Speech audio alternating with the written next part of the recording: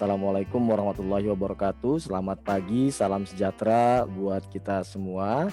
Bapak dan Ibu yang saya hormati, berbahagia sekali saya pada pagi hari ini ada di tengah Bapak dan Ibu sekalian dalam kegiatan webinar implementasi ISO 9001 dan ISO 17025 dalam penjaminan dan pengendalian mutu. Berdasarkan peserta yang melakukan registrasi yang kami ketahui dari panitia, memang ternyata peserta ini berasal dari berbagai latar belakang yang berbeda. Seperti tadi yang sudah disampaikan oleh host kita, ada yang dari perguruan tinggi, ada yang dari BUMN, kemudian lembaga-lembaga pemerintah lainnya, lalu ada juga dari perusahaan dan sebagainya. Bahkan ada yang secara personal mengikuti kegiatan ini dengan tujuan, tentu saja semua memiliki tujuan ingin menambah pengetahuan, wawasan, dan kompetensi. Bapak dan Ibu sekalian yang saya hormati, kegiatan webinar kali ini dilatar belakangi oleh pertanyaan beberapa rekan terkait dengan pekerjaan mereka ya di tempatnya masing-masing yang berkaitan dengan penjaminan dan pengendalian mutu. Mereka bertanya, sebenarnya bagaimana sih kita kalau ingin melakukan penjaminan dan pengendalian mutu? Apakah ada yang bisa kita acu? Dalam dunia internasional saat ini atau secara global, kalau kita berbicara mengenai kualitas, maka di situ jawabannya adalah standar ISO 9001. Walaupun ada ISO lain yang mendukung agar kualitas dari produk atau layanan kita itu dapat meningkat dari hari ke hari. Nah, kenapa di sini saya mengangkat dalam webinar kali ini terkait dengan materi ISO 9001 dan 17025. Memang awalnya prediksi saya yang mengikuti ini adalah kalangan industri, tetapi saya cukup kaget juga, tetapi saya cukup bergembira juga. Ternyata banyak rekan-rekan dari kalangan perguruan tinggi yang mengikuti kegiatan ini, dan dari beberapa lembaga yang mengikuti kegiatan kita pada pagi hari ini. Mungkin sebelum saya masuk ke materi, saya mohon izin untuk barangkali menyapa di sini yang sudah tergabung dalam kelas kita. Itu ada dari BBKPP, dari Apika, dari Balai POM Kendari, Bredrosol, Diklat Kerja, dari Dinas Kelautan dan Perikanan Provinsi Sulteng. Ini ada beberapa rekan-rekan. Kemudian dari DLH Kabupaten Merangin Provinsi Jambi, lalu ada dari Visip Unpati Poka Ambon, kemudian ada dari Institut Seni Budaya Indonesia Aceh ya. Kemudian ada dari Perumda Tirtamayang Kota Jambi, ini juga cukup banyak juga. Lalu ada dari PPM School of Management, ada dari PT KRN, dari PT Surveyor Indonesia, PT Teladan Prima Group, PT Virama Karya, Balati Farma, Bina Sarana Putra. Kemudian ada dari PT Bintang Kalimantan Mandiri, dari RND Indonesia Teknologi, dari PT Spektra Megah Semesta, Rakit Benkeser Indonesia. Kemudian ada juga rekan kita dari Soksi, dari Teladan Prima Group, dari Universitas Bakti Kencana Bandung, dari Universitas Negeri Medan, dari Universitas Tomakaka, dan dari Unsri. Kalau kita lihat dari peserta di sini, dari peserta yang mendaftar registrasi melalui link yang kami berikan, itu ternyata Bapak Ibu sekalian 54% dari perguruan tinggi. Artinya di sini saya menangkap bahwa kebutuhan akan informasi mengenai penjaminan mutu di perguruan tinggi itu sangat tinggi sekali. Jadi perlu kami informasikan, mungkin saya perlu informasikan yang mendaftar itu sebenarnya ada sekitar 130-an orang Bapak Ibu. Yang registrasi melalui link itu ada 130-an orang. 54%-nya dari perguruan tinggi. Tetapi mungkin beliau-beliau dengan kesibukannya dan lain sebagainya, ada beberapa peserta atau sebagian peserta itu yang mungkin berhalangan hadir. Tetapi mungkin ada beberapa peserta lain yang kurang membaca flyer dengan cermat begitu ya, sehingga pada saat kami informasikan lebih lanjut mungkin tidak bisa melanjutkan. Tetapi itu tidak menyurutkan semangat kita untuk sharing knowledge pada pagi hari ini. Nah, terkait dengan kondisi tersebut, maka materi yang akan saya sampaikan ini akan saya bridging antara industri dan perguruan tinggi. Jadi nanti mohon dimaklum kalau materi yang saya sampaikan ini kontennya itu bridging antara industri dan perguruan tinggi. Saya sangat bahagia sekali karena peserta webinar kali ini ada perwakilan dari perguruan tinggi, kemudian ada perwakilan dari industri. Kenapa? Karena selama ini kenyataannya adalah banyak lulusan-lulusan atau tenaga kerja baru di mana mereka pada saat masuk ke dunia kerja maka menjadi beban bagi dunia kerja karena antara kompetensi yang dihasilkan oleh perguruan tinggi dengan kebutuhan dari industri itu nggak match. Oleh karena itu saat ini pemerintah saya perhatikan sedang berupaya agar lulusan perguruan tinggi dan apa yang diharapkan atau dibutuhkan oleh dunia industri itu bisa match. Kalau di dunia vokasi atau SMK itu dari sejak beberapa periode sudah digengungkan yang namanya pendidikan sistem ganda atau link and match ya. Nah, tetapi di perguruan tinggi ini masih perlu proses. Walaupun saya melihat bahwa ini sudah dilakukan oleh sebagian perguruan tinggi dan ada beberapa industri atau perusahaan swasta juga yang sudah berkolaborasi dengan beberapa perguruan tinggi agar lulusannya itu nanti siap untuk masuk ke dunia kerja. Nah, oleh karena itu Bapak dan Ibu sekalian, ya terkait dengan hal tersebut,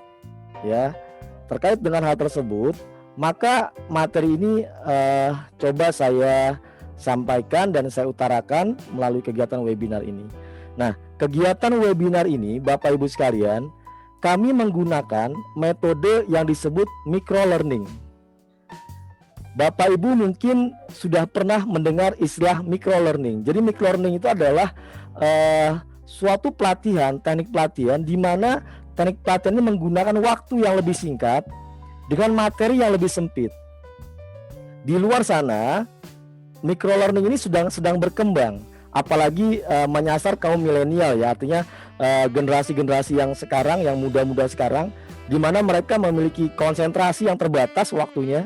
Jadi mereka hanya bisa konsentrasi itu belajar 1-2 jam Bapak Ibu. Jadi kalau mereka harus mengikuti training 1 hari penuh, apalagi boleh saya sampaikan di sini, kalau kita ingin training ISO 9001, contohnya awareness saja, itu butuh waktu 2 hari. Tapi untuk training profesional ya Pak ya, untuk profesional, itu 2 hari. 2 hari dari jam 9 pagi sampai jam 4 sore. Artinya adalah bagi generasi milenial sekarang, rasanya itu mungkin dianggap cukup membosankan. Nah, untuk kegiatan webinar yang kami adakan ini, kami menggunakan metode micro learning. Jadi dengan waktu yang lebih pendek, konten yang lebih padat, ya. Nah, kemudian nanti diharapkan dengan waktu yang singkat ini konsentrasinya masih full, materi yang disampaikan dapat terserap sehingga Bapak Ibu dapat menambah kompetensi dan wawasan yang diharapkan pada saat mengikuti kegiatan ini. Begitu, mungkin ini prolog dari saya, Bapak Ibu sekalian. Kemudian seperti yang disampaikan oleh host tadi, saya mohon izin barangkali ini biar agar kita bisa saling mengenal Bapak Ibu sekalian. Nama saya Tommy Kamiharja. Ya, Bapak Ibu boleh panggil saya Tommy. Di sini saya biasanya aktivitasnya sebagai konsultan dan trainer. Jadi pada kesempatan kali ini saya berbahagia sekali bisa bertemu dengan Bapak Ibu sekalian pada momen kali ini. Baik, kita langsung kepada materi kita. Tetapi sebelumnya barangkali saya ingin menyajikan prolog terkait dengan quality. Jadi Bapak dan Ibu sekalian, kalau kita bicara quality atau kualitas, apapun organisasi Bapak dan Ibu, entah organisasi Bapak dan Ibu itu adalah sektor industri atau organisasi, apakah organisasi Bapak dan Ibu ada di sektor pelayanan atau jasa, di mana kalau saya kategorikan industri berarti dia berupa perusahaan, manufaktur dan sebagainya. Untuk pelayanan ini bisa saja industri yang bergerak di bidang jasa atau layanan seperti halnya lembaga-lembaga penelitian atau kampus-kampus atau universitas-universitas atau badan-badan yang lain ya, lembaga-lembaga lain yang seperti di sini tadi ada kita lihat dari beberapa lembaga seperti Perumda Tirta Mayang dan seterusnya begitu ya. Artinya ini kita perlu memahami bahwa yang pertama mungkin di awal saya akan sampaikan bahwa kualitas itu atau mutu saat ini menjadi persyaratan dari pelanggan. Di era keterbukaan saat ini, kualitas itu menjadi poin nomor 1.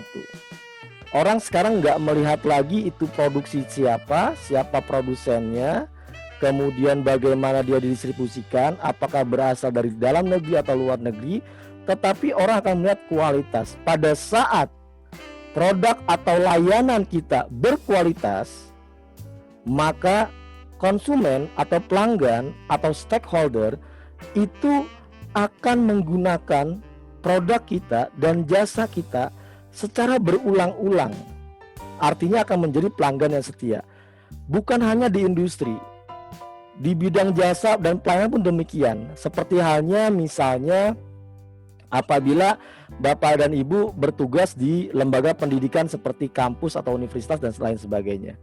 Kalau kampus kita dinilai oleh stakeholder atau masyarakat, kualitas pendidikannya itu rendah, maka bagaimana mungkin kampus kita itu akan menjaring banyak mahasiswa? Begitu. Nah, oleh karena itu kualitas ini perlu didukung oleh suatu sistem. Nah, sistem yang memang ada berlaku secara global saat ini dan diakui adalah sistem yang dikeluarkan oleh ISO, di mana ISO itu adalah suatu organisasi standar dunia yang diwakili oleh badan standar di seluruh dunia yang saat ini anggotanya kurang lebih 140 negara dan bahkan mungkin sekarang lebih. Untuk di Indonesia diwakili oleh Badan Standarisasi Nasional atau BSN. Kemudian BSN memiliki tim teknis namanya Komite Akreditasi Nasional. Nah, kalau Bapak Ibu memperhatikan, seandainya ada suatu standar yang dikeluarkan oleh pemerintah, kalau di lembaga pendidikan biasanya tentang penjaminan mutu Dikti, kalau di industri ada beberapa standar seperti Permenkes 13045 misalnya dan seterusnya, itu mengacu pada ISO yang sudah ada. Nah, oleh karena itu di sini menurut saya Bapak Ibu perlu mengetahui terkait dengan ISO 9001 dan 17025 yang berkaitan dengan penjaminan mutu dan pengendalian mutu di tempat atau organisasi tempat Bapak Ibu bertugas saat ini. Kalau kita berbicara mengenai quality, ya, kalau kita berbicara quality, maka di sini akan kita menemukan suatu konsep di mana kualitas menurut masyarakat atau stakeholder atau orang itu seperti apa. Ya. Yang pertama, kita dianggap memiliki produk atau layanan atau jasa yang berkualitas apabila yang pertama produk atau layanan kita itu memenuhi persyaratan dari mereka, dari pelanggan. Kalau saya berbicara persyaratan pelanggan, berarti apa yang diinginkan pelanggan? Saya ambil contoh. Kalau pelanggan misalnya ingin mendapatkan produk kita, maka persyaratan yang mereka ajukan biasanya produknya tanpa cacat, misalnya gitu ya. Kemudian sesuai dengan persyaratan, artinya kalau misalnya nanti produk itu tidak boleh mengandung zat tertentu misalnya, kemudian produk itu tidak mengandung varian-varian yang berbahaya, maka itu akan dianggap berkualitas.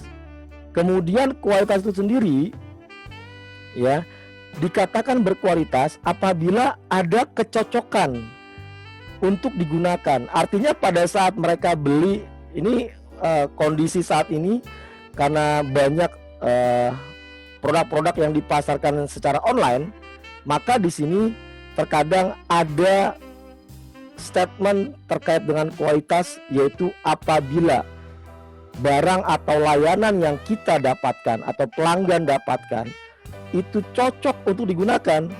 Jadi Bapak Ibu, walaupun Bapak Ibu menjual suatu produk, itu Bapak dan Ibu menganggap produk bapak dan ibu itu bagus, berkualitas, tapi kalau nggak cocok digunakan oleh pelanggan, maka mereka akan menganggap barang kita jelek.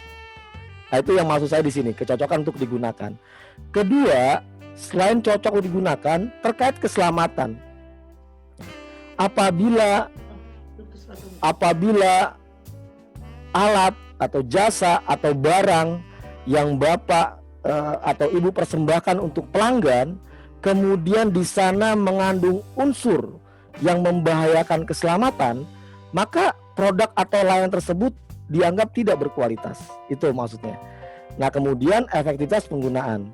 Jadi Bapak Ibu sekalian, kalau kita berbicara kualitas atau mutu, ya, maka stakeholder atau pelanggan kita, di mana kalau perguruan tinggi berarti pelanggannya itu adalah masyarakat, yaitu nanti mahasiswa yang akan mendaftar ke perguruan tinggi kita. Tetapi kalau Bapak Ibu produknya itu adalah barang, ya, maka pelanggan itu adalah masyarakat yang menggunakan produk kita, begitu ya. Kalau layanan, maka masyarakat atau stakeholder yang menggunakan layanan kita. Jadi akan dianggap berkualitas produk dan layanan kita seperti tadi saya sebutkan, termasuk tanpa cacat. Artinya produk yang kita sampaikan atau kita jual itu tanpa cacat, tanpa limbah. Nah, kemudian yang terakhirnya ada poin yang cukup menarik, bahwa pelanggan kita akan menganggap bahwa produk kita berkualitas apabila persepsi nilai yang diterima untuk harga yang dibayarkan itu sesuai.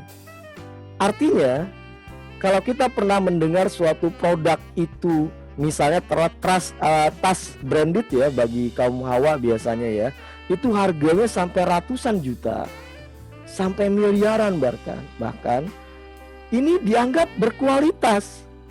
Padahal mungkin di Cibaduyut bisa buat tas yang seperti itu misalnya ya. Nah, ini yang dimaksud dengan persepsi nilai yang diterima untuk harga yang dibayarkan. Jadi customer itu menganggap bahwa, atau stakeholder atau masyarakat menganggap bahwa, oh ini pantas nih dibayar segini. Karena ada barang-barang yang sejenis, orang mau bayar tas harga 100.000 aja terasa mahal.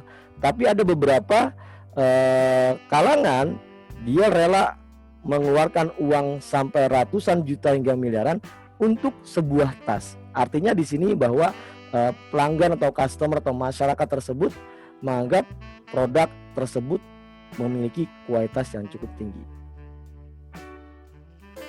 Nah, kemudian bagaimana terkait dengan customer value ya. Kalau kita bicara customer value, jadi customer itu akan melihat, akan menilai ya, bahwa layanan kita itu berkualitas, produk kita berkualitas. Yang pertama adalah produk yang tepat. Kalau Bapak Ibu ada di perguruan tinggi, kemudian perguruan tinggi Bapak Ibu misalnya membuka program studi atau departemen atau fakultas seni misalnya, maka tidak tepat kalau misalnya ya, yang masuk ke sana itu misalnya anak eksak yang memang tidak punya minat akan seni misalnya begitu.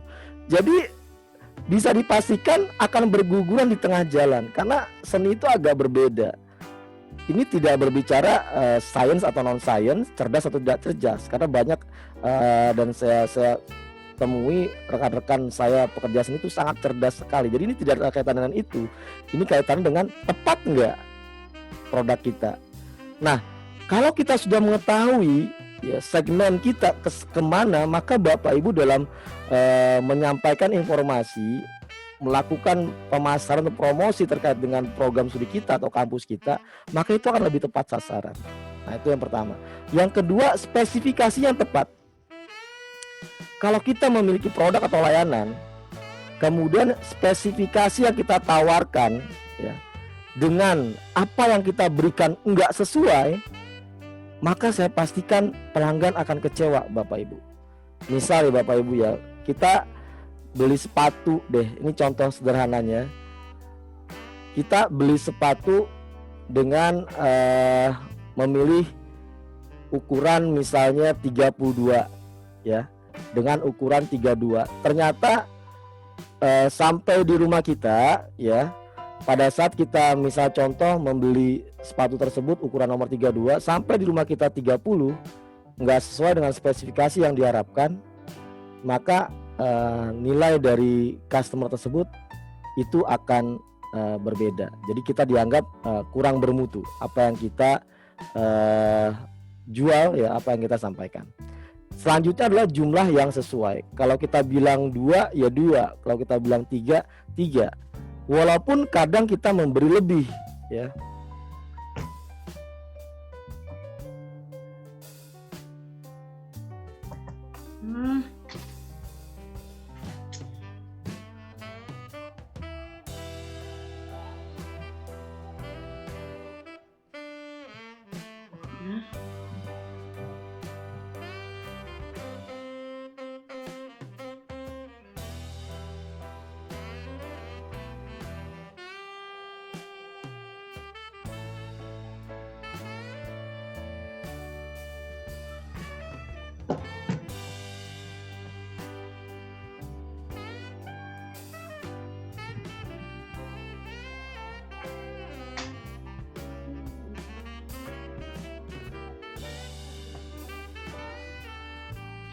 Eta bilangin ayah belum kesambung Bunda, Kak. Bunda belum kesambung nih.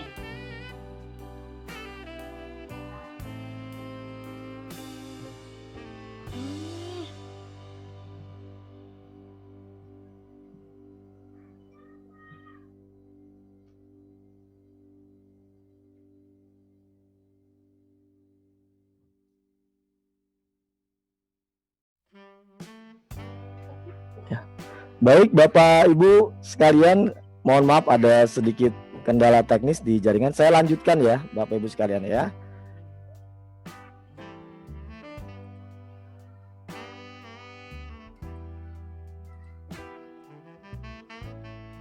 Baik, saya lanjutkan untuk slide ini. Jadi terkait dengan customer value, Bapak dan Ibu sekalian, jadi kalau kita bicara customer value itu adalah diantaranya adalah produk yang tepat, kemudian spesifikasi yang tepat, lalu jumlah yang sesuai, tepat waktu, ya, kemudian tempat atau lokasi yang tepat, lalu sumber daya yang tepat, harga yang sesuai, dan pelayanan yang tepat. Jadi kalau itu semua nilai-nilai tersebut dapat diterima, yaitu nilai-nilai yang diharapkan oleh pelanggan kita atau customer kita, maka nanti yang dihasilkan adalah kepuasan dari customer itu sendiri, gitu ya. Nah, kalau kita berbicara definisi dari kualitas itu sendiri, yang pertama kalau ditinjau dari fungsi kerja adalah kualitas itu adalah kesesuaian dengan spesifikasi, kemudian tidak ada cacat seperti tadi saya sampaikan, persepsi nilai yang dapat diterima, kecocokan untuk penggunaan, kemudian memenuhi persyaratan pelanggan, lalu melebihi harapan pelanggan, kemudian kepuasan pelanggan. Nah, apabila ditinjau dari organisasi, ya, definisi dari kualitas itu adalah keseluruhan ciri dan karakteristik produk atau jasa yang mendukung kemampuan untuk memuaskan kebutuhan. Jadi sekali lagi di sini kalau kita bicara kualitas maka ada semacam pemenuhan terhadap apa? Terhadap persyaratan yang diajukan oleh pelanggan. Nah, di sini dapat kita lihat evolusi sistem mutu, Bapak Ibu sekalian. Evolusi sistem mutu, kalau kita bicara quality atau kualitas, apalagi kalau Bapak Ibu sudah familiar dengan istilah quality control atau quality assurance, di sini ada evolusi sistem mutu di mana sekitar tahun 1979 sampai 87 itu kita baru mengenal yang namanya quality control, di mana aktivitas dari quality control itu sifatnya inspeksi, gitu ya. Jadi produk diinspeksi dari mulai bahan baku datang, kemudian pada saat proses, lalu sampai produk jadi sampai pengiriman. Nah, kemudian meningkat setelah itu, berkembang di tahun 1987 sampai 1994 ini mulai berkembang, muncullah quality assurance atau penjamin mutu. Maka penjamin mutu ini merupakan pengembangan dari quality control atau pengendalian mutu.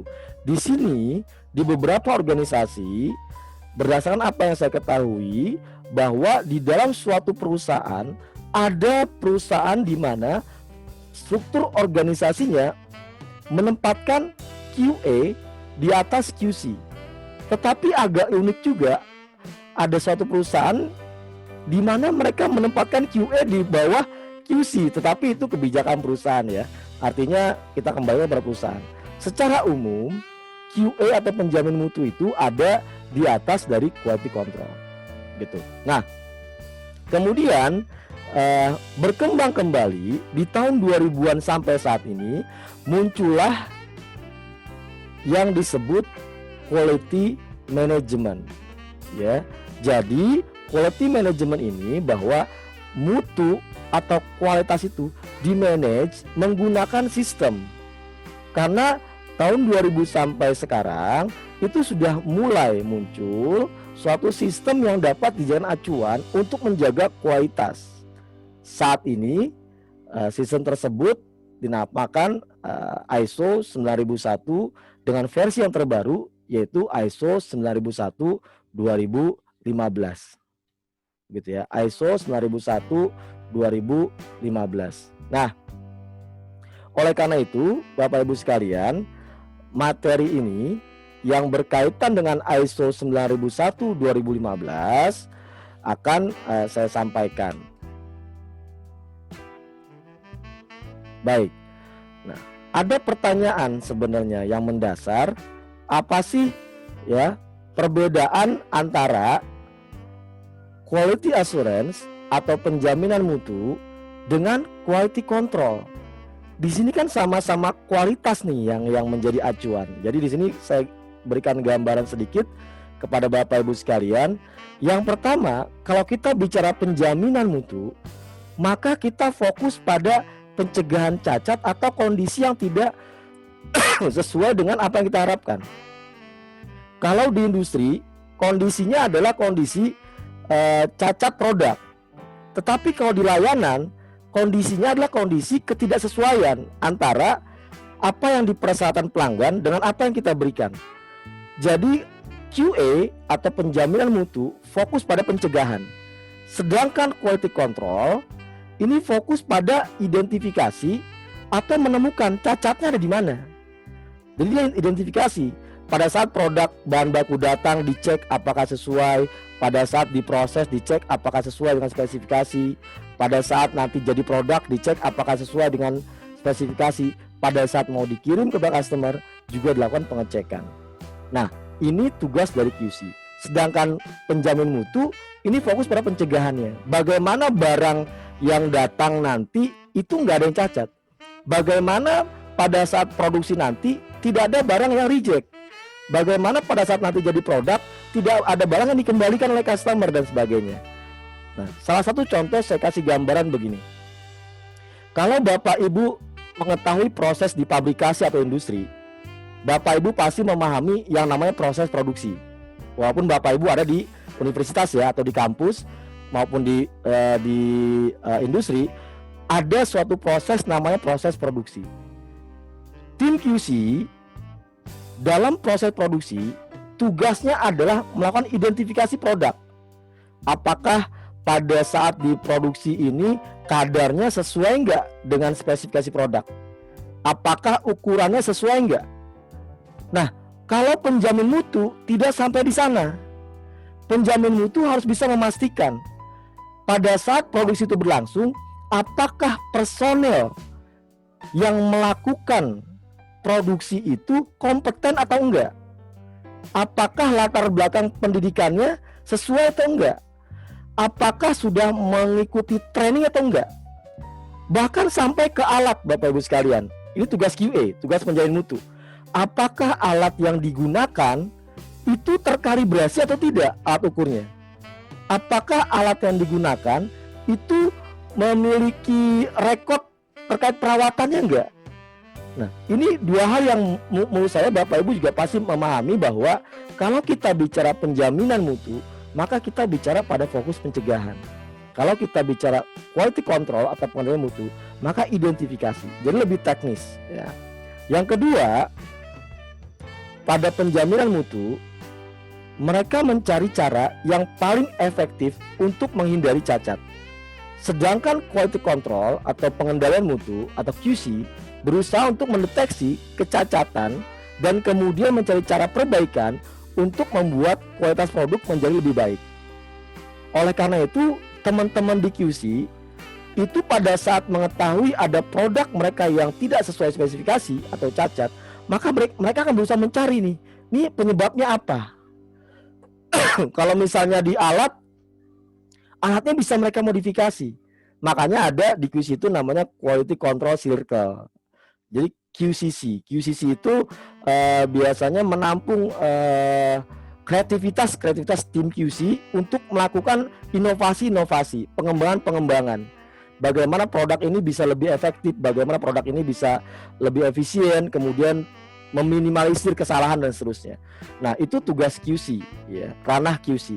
Ranah Quality Assurance atau penjamin mutu, dia mencari cara nih bagaimana hal tersebut tidak terjadi.